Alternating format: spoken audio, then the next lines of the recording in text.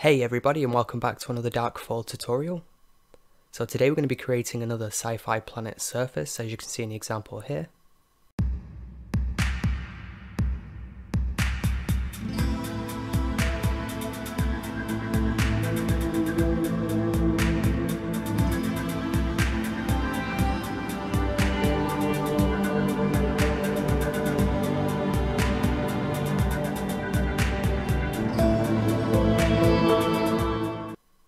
So again, let's just jump right in. So the very first thing I'm going to do is go over here to the render engine. I'm going to change this to Eevee. And if you want to use cycles, go ahead and use cycles, but I find Eevee will do just as good of a job for this example, this stylized sci-fi planet. So the next thing we need to do is go ahead and get rid of the default cube. We don't need it in this example, though maybe one day we probably will use it. And just like the last video, we're going to be using the ANT Landscape Generator add-on. So if you don't have it already enabled, go ahead and do that now. Go to Edit, then to Preferences, then in the add-ons section, just search for Landscape, then go ahead and activate it, and you're good to go. Now we have this awesome tool enabled, press N just to open the sidebar here. Go over to Create, and then we can add in a landscape. So we have a whole bunch of options here, but we're not going to use them, so I'm going to press N, close this. I'm going to press T, also close this side here. Then we can open this up and go through and change a few things. First I'm going to choose a preset, and the thing I have in mind is a sort of canyon scene, so good thing is we already have some canyons, so I'm going to select canyons. So that looks okay. I'm going to make it a little bit bigger. So now the mesh size is scaled up. Let's scroll down, find the noise settings here. So again, you can play around with this and get something really unique and something that fits your specific need. But I'm going to go through here and change a few things. I want the noise to be a bit smaller, if that makes sense. So something like this, where there's less canyons. Something I do want to do is bring these canyons up, so let's go to the height. Just slowly drag this up. So you notice it starts to plateau around here. And that's because the maximum is set to 0.5 and we're going over 0.5, so if you want to get rid of that plateau effect, just increase this. And again, for these settings, I'm not really going to play around with anything else. I'm kind of happy with this. I will make some changes on the mesh, but for this section I'm done. So now let's scale this up a little bit. And since we scaled it up, we need to press Ctrl A to apply the scale. And now we can go around and find an angle for the camera, so if we press Ctrl Alt number pad 0, then it'll just align the camera to that view. And now we can select the camera, press G, and just move it around.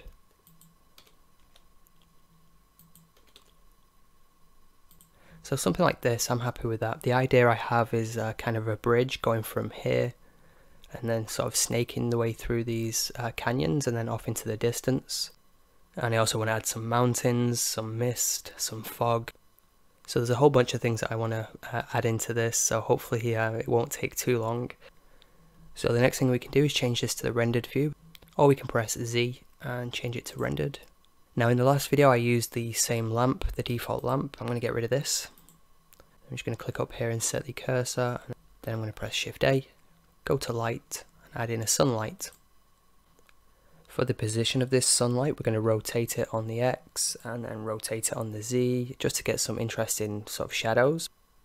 But I'm going to do that a little bit later on. I want to put a material onto this terrain first. So let's select the terrain. Let's go to the materials, add a new material. Then we can split this window. Change this to the shader editor. I'm going to press N, get rid of the sidebar there. So again, this is not going to be too intensive. We're not going to make a really realistic looking terrain, but it definitely should fit within our stylized kind of look. So let's go ahead and add in an image texture, Shift A, go to texture, image texture, and drop this in here. Then click open, and then if we hook this up to the base color, we can see on the preview it looks good, it looks okay, but on the terrain it doesn't show, it's a mess. So what we need to do is actually unwrap it. So if we press tab, so make sure everything's selected, then press U, and you can unwrap it a number of different ways, but I'm going to use Smart UV Project. For the most part it does a good job. Tab to jump out of it. So it looks okay, but we can make a few adjustments. First let's go ahead and change the scale. So we need to Shift A, go to input and add a texture coordinate Shift A, go to vector, add a mapping node, and then connect these up. An easier way to do this is if you have the Node Wrangler add-on enabled, just select the node and then press Ctrl T and it'll just add it for you. And again, the Node Wrangler is built into Blender, you just need to go to the preferences and enable it. Okay, so now we have the mapping node and we're using the UV since we've already unwrapped it. We just need to change the scale, click and then drag down just to select all of these. Then let's try a value of 5. So that looks okay, maybe a little bit more. Yeah, that will work for this example. So I do want to change the color, but I'll come back to that in a second. So now let's change the roughness. We can see the roughness, it doesn't look too good. So what I'm going to do, I'm going to select the image node. I'm going to hold Control Shift and then press D. It's going to duplicate the node, but also keep this connected. And again, I think that's part of the Node Wrangler add-on. So now we have a copy of this image. Let's actually get rid of that and then open up our roughness map. So now for the roughness, we can plug this into the roughness here, like this, and we get this. And we can see it doesn't look correct. And that's because we're using the RGB color space. So we need to change this to non-color data. And then we can see now it works. So it's very subtle, but it definitely improves it, I think. And we actually have control over this if we Shift A, go to Converter, add in a color ramp. I'm going to drop this in here. And again, we can play around with this to get it looking more wet or more rough, I guess. So again, play around with this until you're happy with it. And then we just want to add one more image texture, so Control Shift D, just move this down. And this is going to be for the normal map. Now for this normal map, we can't plug it straight into the normal, we need to add another node. So Shift A, go to Vector and add in a bump node. Then if we take the color and then plug this into the height, and then if we take the normal and plug this into this normal, and we get this, which is far too crazy. So let's reduce the strength. So just increase this until you get something that looks good. So now it's probably a good idea to move the sun around. I mean, we'll come back to this in a second, but let's just select the sun. Then I'm going to press R to rotate. Then I'm going to press X to constrain on the X axis. And I'm going to move it slowly until I get something that looks pretty good. Then I'm going to press R again and press Z and just move this around. So something like that, we've got some interesting shadows, some highlights. I think that's a good start. So while we have this light selected, we can play around with some more settings. But here in the light bulb section, we have a couple of settings that I want to play around with. So let's go ahead and open up the shadow. And we don't need to mess around with the clip, but we can play with the softness. So as we increase this, we can see the shadows are a lot softer. If we decrease this, they become sharper. Also in this shadow section, we have contact shadows, which is a good idea to enable this as well. So now I'm happy with the light. Let's go back to this terrain texture. Let's go ahead and change the color. So between the albedo texture and the base color, we're going to add a couple of nodes. So I'm going to press Shift A, color, mix RGB, drop this in here. So by default, what's happened, we've changed the texture from this and we're mixing it with this gray color. So this would be 100%, this would be halfway, and this would be 0. So if you want to change the color completely, then you can do that. It's entirely up to you. But what I want to do is change this to multiply. And we can see it has a whole different effect. And it's the same thing if we change this to something like add. We can see it adds the color to this in a different way. So I'm going to leave this blend mode on add and change this color to something a bit more orange. Increase the factor. And then I'm going to Shift D, duplicate this, change this to multiply, and then change the color again. So something like that. And then finally I'm going to add one more node, Shift A, color, hue saturation. And then I just want to play around with the saturation a little bit, just desaturate it, maybe increase the volume, make it a bit brighter. So let's see before and after. I'm just going to select all these nodes here and press M to mute it. So this was before and this is after. So if you want, you can play around with this more. You could also add Shift A, go to texture, add maybe, so add some kind of noise texture like this, and then connect the factor to the factor. And then we can see it will only apply in certain areas, for example over here. So you need to play around with the scale and stuff. Again, play around with the colour and give this an even more varied look, but I'm going to get rid of that. I'm happy with this. So this texture for now is done. I'm happy with this. Let's go ahead and add the mountains in the background. Again, same process, press N, add a landscape. And then this time, let's use something else. Let's try mountain. And one thing I didn't mention in the last video that you guys may have already picked up on is the fact that we can use a material. So since we've already created a material, let's go ahead and use it. So it's this material 1, which I should probably rename. So now I can scale this up. Again, we need to unwrap this. Press tab, press U, Smart UV project, OK. And again, scale it up, move it down, and then move it away from the camera. So I just press numpad 0 just to jump to the camera there. Press G, move this out of the way a bit more.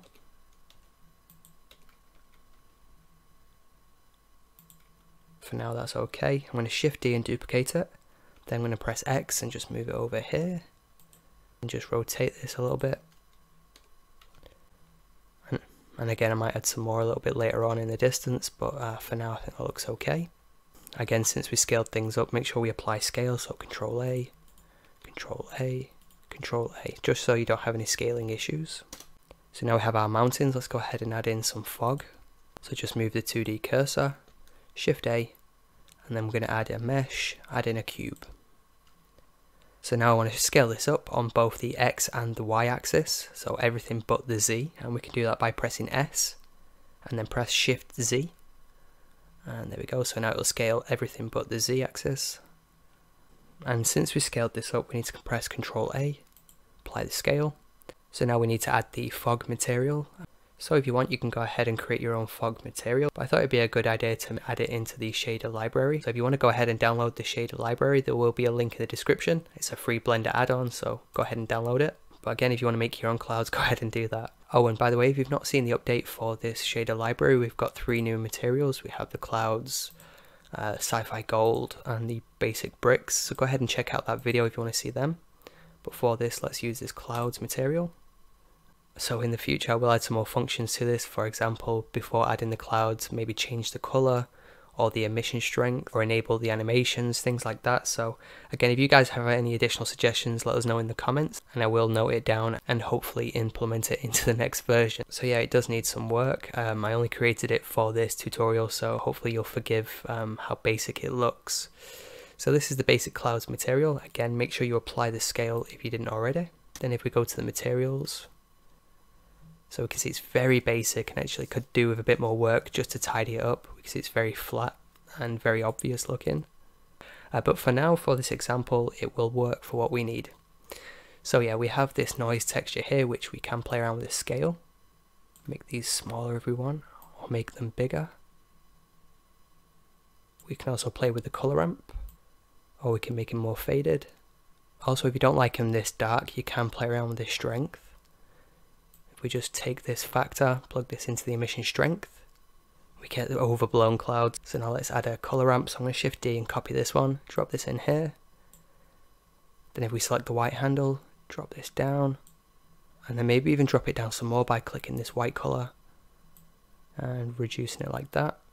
Again, each scene is going to be different depending on the sort of look you're going for. Same thing for the colors, we can play with the base color. I'm going to give this kind of dusty kind of look. Same thing for the emission. Maybe not as much. Take your time and get something that you're happy with. Now there's one last thing I want to do and actually animate this fog, so make it look like it's moving very slowly. And that's an easy thing to do. We just go to this mapping node here. So then all we need to do is just keyframe one of these values. So I just want to move this on the X axis.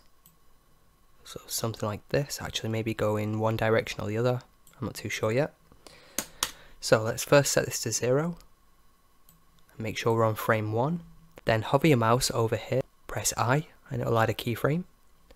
Then if we jump to the end frame, and then just move this value over just a little bit, maybe not too much, just so it's slowly moving. And then if we press I again, just to add a keyframe, we can see it's now added 2 keyframes on this timeline. And if we jump back to the beginning and play through, we'll see it slowly moves. Now one thing I don't like with default animations, it speeds up and then slows down. I want this to play at a constant speed, so I need to change that. Make sure we have this mapping node selected.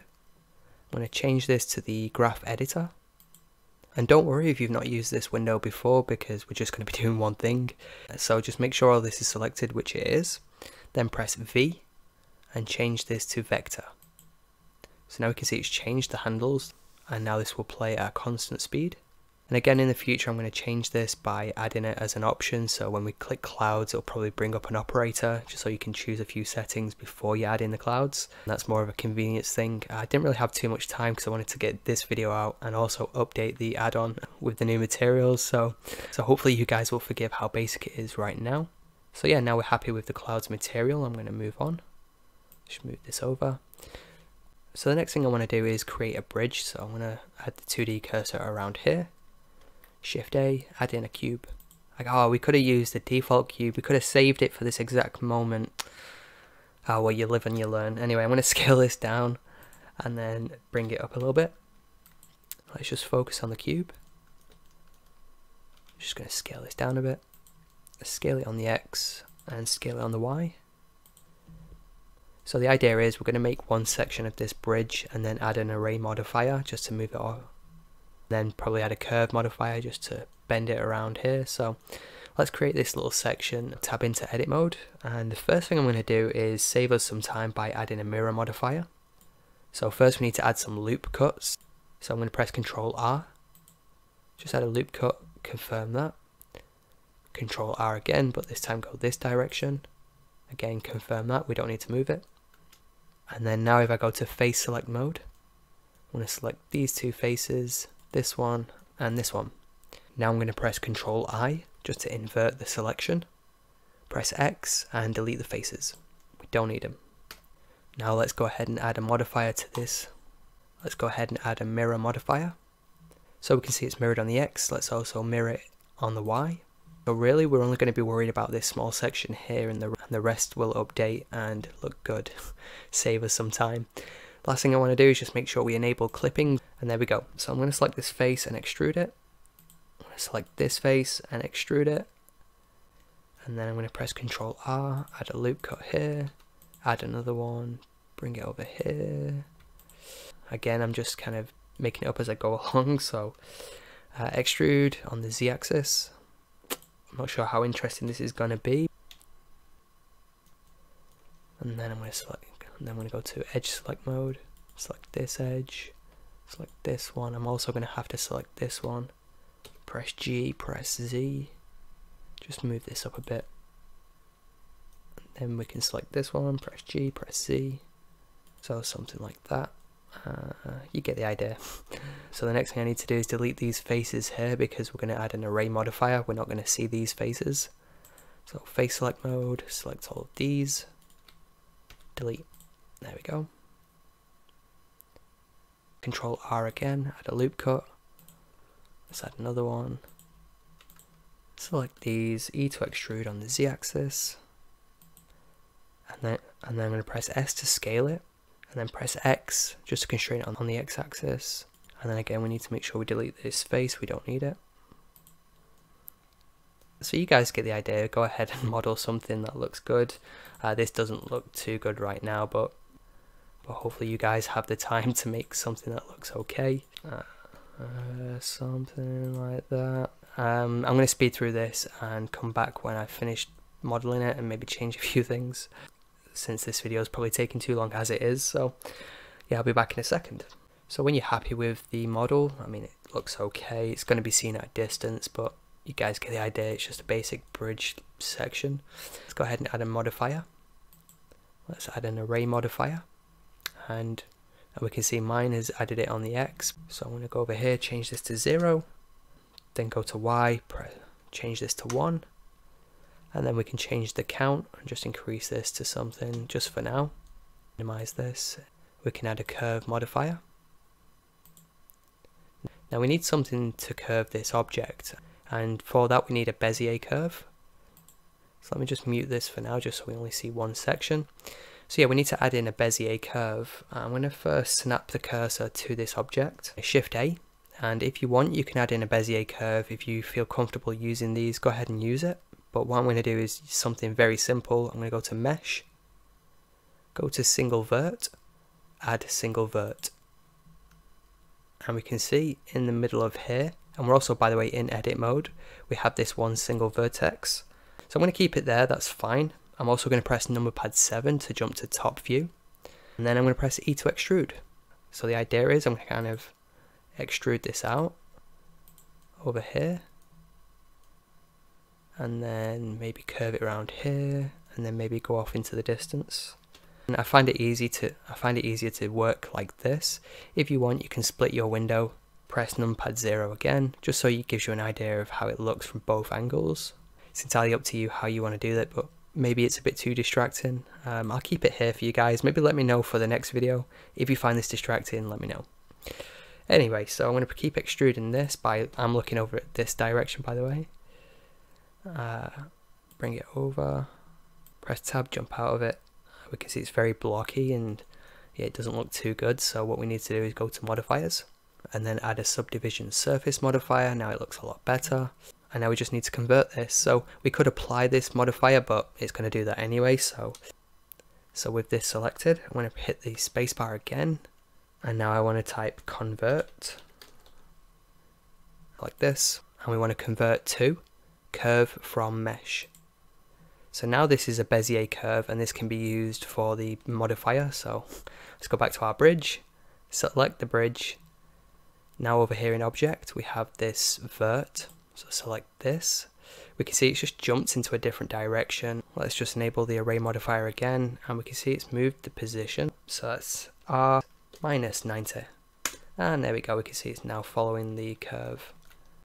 So if you need to, you can press G and then press X and just move it up or down and slide it across this line here. So let's just jump back to the camera. Let's get rid of this view here.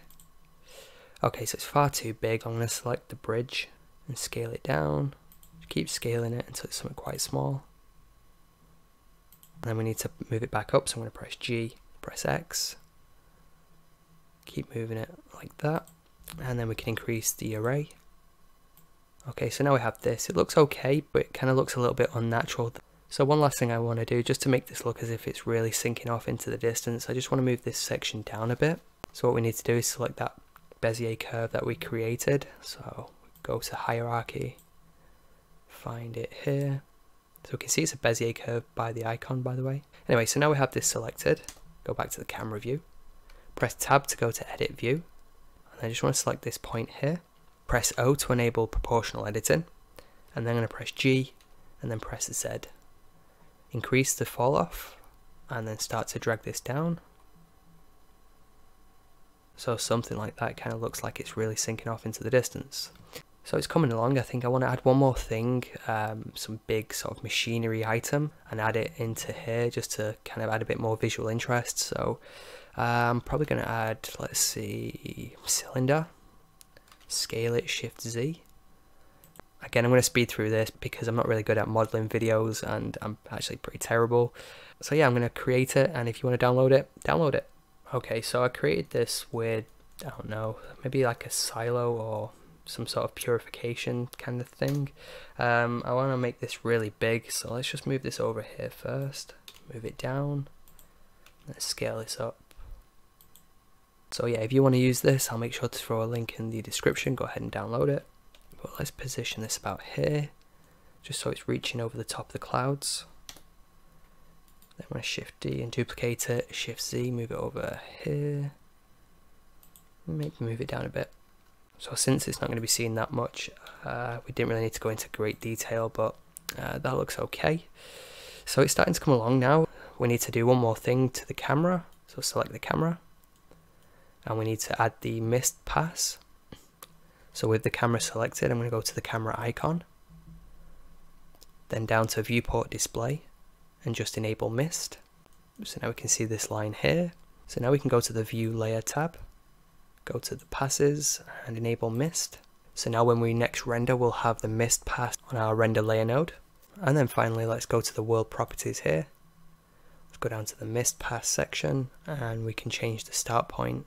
Just move this closer to the camera. And then the endpoint, we just want to move this past the geometry. So something like this. So now we have everything we need. Let's go and change this to the compositor. Make sure we use the nodes, and then we need to add a viewer node. So Control Shift and left click on this node, it will add a viewer node. Then we also need to enable the backdrop, so just click this button here. And since we've not actually rendered anything, we don't see anything, so press F12, give this a render. Now I'm going to press escape, and we can see the preview is far too big, so I'm going to press N, go to view, just hit this button here. So let's just minimize this, make a bit of space for us. This part's pretty simple, and it's quite similar to the last video, so if you guys seen this, you'll probably know what's coming. Let's go ahead and add the mist. Shift A, go to color, then go to mix and drop this in. Now one thing you'll probably notice, the white color is not actually white, and that's because Blender is using Filmic. Just to get rid of that, we can go to, go to the render panel, go down to color management and change the view transformation from Filmic to standard. And if you have the VFX nodes add-on enabled, you could have just gone to VFX, render settings, and down here, same thing. Anyway, so now we have this. Let's plug the mist pass into this image slot here, and we have this. And then we can change the blend mode to add. And if I mute this, you can see before and after, looks pretty good. Let's duplicate this, so Shift D, drop this on here, and then we can change this from add to multiply. And this is going to add some color to this mist, so let's change this color to a nice orange color. Again, these colors are entirely up to you. Again, this is going to be very stylized to something the way I think looks good. So again, it's all personal preference and what you think looks good. Anyway, so now we have this, make sure we clamp. Now we can control the mist pass, so I'm going to Shift A, go to converter, add in a color ramp, drop this in here. So this is between the mist and the multiply node. So as I mentioned in the previous video, this left black handle will sort of get rid of any mist in the foreground, whereas this handle will actually bring the mist closer. We can also add another handle to this and actually have greater control in the midsection. So I didn't really mention that in the last video, and I do this a lot. I add another handle and play around with it until I'm happy with it. What I also want to do is go to this black handle and just change this to more of a grey colour, so we have more mist in the foreground. Anyway, so the next thing I'm going to do is add some contrast, and we could Shift A, go to colour, brightness and contrast and use this, but I like to add contrast a different way. I'm going to Shift A, go to colour, add in a mix node, drop this in. I'm going to take this and plug it in here, just like that. Shift A, go to converter, convert this, we want RGB to black and white, and this will change it from a colour image to a black and white image.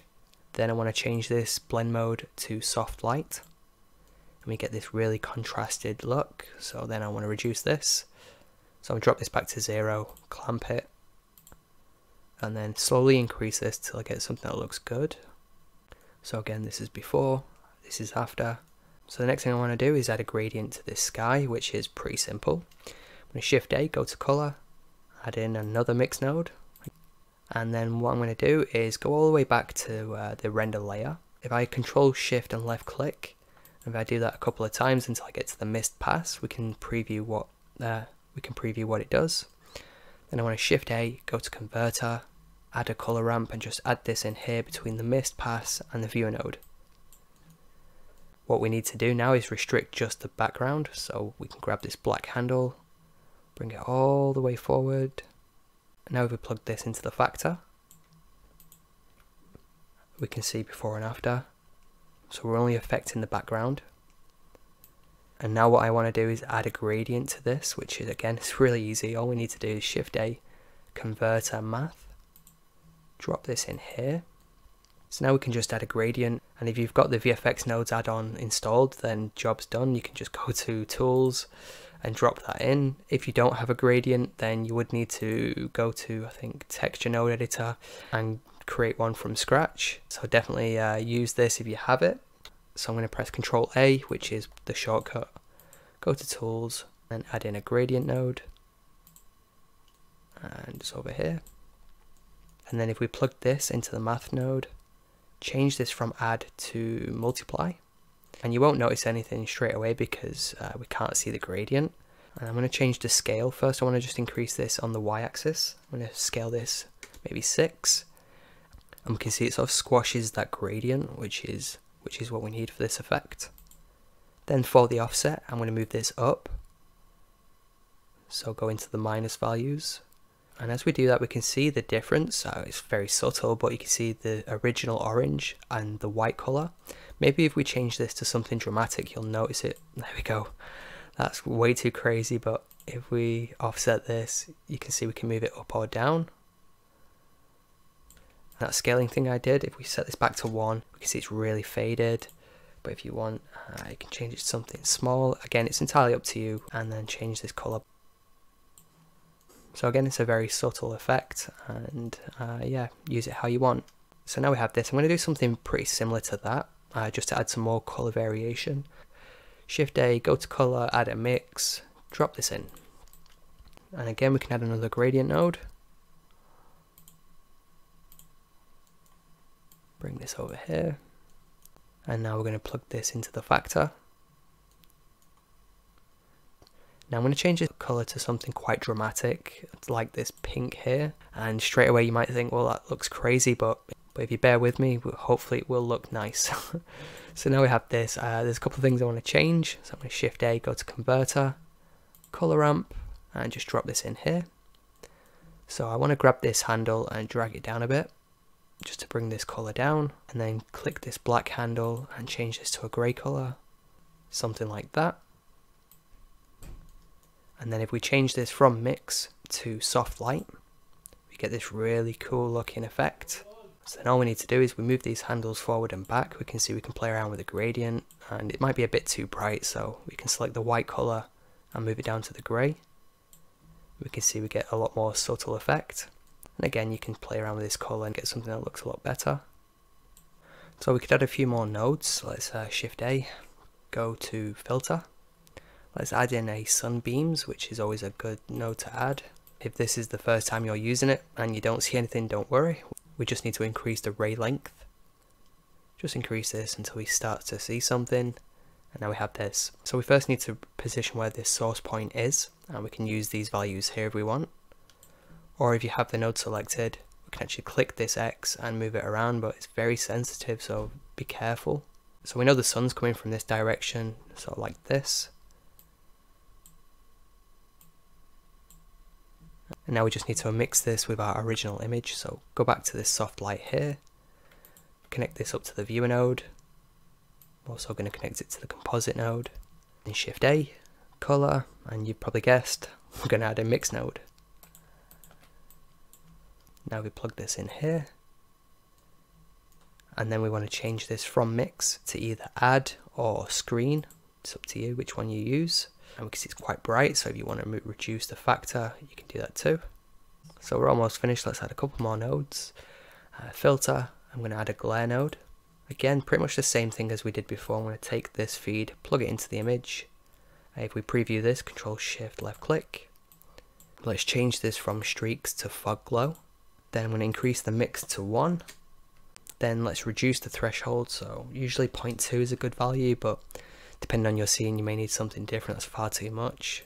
Then again, we need another mix node. So Shift A, color, mix, drop this in, connect this up to the viewer node, connect this here. And just like the last one, we can change this to screen. And again, you can play around with a mix until you get something that looks good. And then what we can do, if you want to add some more color grade into this, you can go to Shift A, color balance, drop this in. So we have the shadows, the midtones, and the highlights. Bring this down here for the shadows, orange for the mids. And we can actually leave that one, maybe bring it a little bit brighter. And then finally I'm going to add a vignette node, and again I'm going to cheat by using the VFX nodes add-on. So I'm going to Control A, go to Tools, add a vignette. And then let's find it. It's all the way back here. And then drop this in. And then what we need to do is just increase this feather amount, something quite large, so maybe 150. See how that looks. Maybe a bit more, maybe 180. So yeah, now I have all this. I will go back and change a few of these mountains because I'm not really happy with it looking at it right now. I also want to add motion to the camera. Frame 1, hover the mouse over the 3D view with the camera selected. I'm going to press I to add a keyframe, and then it gives us the option of which keyframes we want to add. I only want to change the location rotation. So now we've added a keyframe. Let's jump to the end frame. Now we can move the camera. I'm also going to rotate it.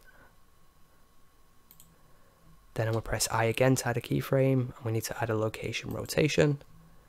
And now we can see the camera sort of just animates between these 2 points. It looks okay, it's not terrible, it will do. When you're happy with it and you want to render this out, if you have the VFX Nodes add-on, you just need to go to the render settings and just go through all these and change it to the things that you need. Let's assume you don't have this add-on for whatever reason.